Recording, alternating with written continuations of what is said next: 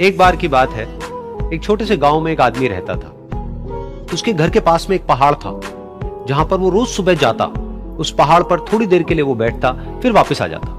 तो रोज की तरह वो सुबह सुबह जा रहा था। पीछे से उसका छोटा सा बेटा आया। उसने आकर के उसका हाथ पकड़ लिया और कहा कि आज मैं भी आपके साथ चलूंगा। उसने पहले तो उसको थोड़ा सा समझाया और मना किया।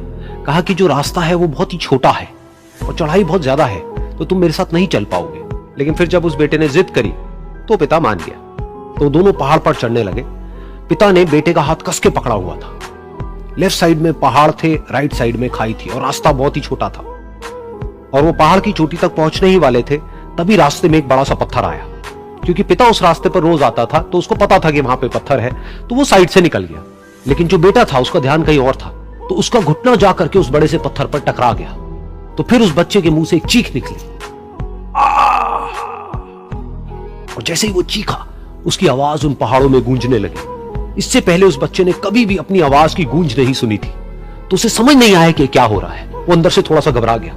उसे लगा कि शायद कहीं कोई है जो छुप करके उसको देख रहा है और उसका मजाक उड़ा रहा है। फिर उस बच्चे ने बोला, कौन हो तुम? कौन हो तुम? तो जब उस बच्चे ने इस गूंज को सुना, उसे गुस्सा आ गया। उसे लगा कि कौन है ये जो मेरा मजाक उड़ाए चले जा रहा है। फिर उसने गुस्से से कहा, मैं तुम्हें छोड़ूंगा नहीं।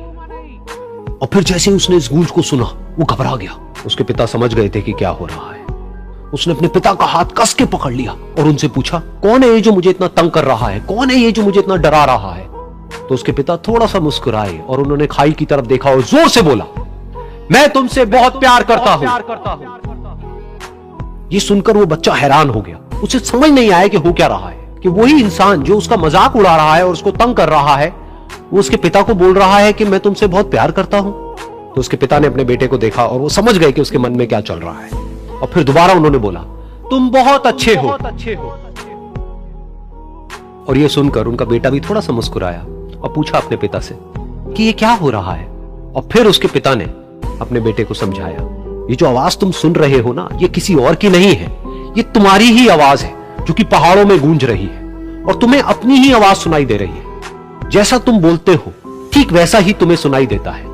अगर तुम गुस्से से कुछ कहोगे तो पलट करके जो आवाज आएगी उसमें भी गुस्सा होगा, लेकिन अगर तुम कुछ अच्छा कहोगे तो वो आवाज भी अच्छी होगी। बिल्कुल इसी तरह से हमारी जिंदगी में भी होता है। जैसा तुम अपने मन में इस जिंदगी के बारे में सोचते हो, ये जिंदगी तुम्हारे लिए बिल्कुल वैसी ही हो जाती है।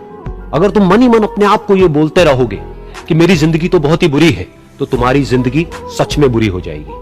और अगर तुम अपनी जिंदगी से प्यार करोगे तो तुम्हारी जिंदगी भी तुमसे प्यार करेगी।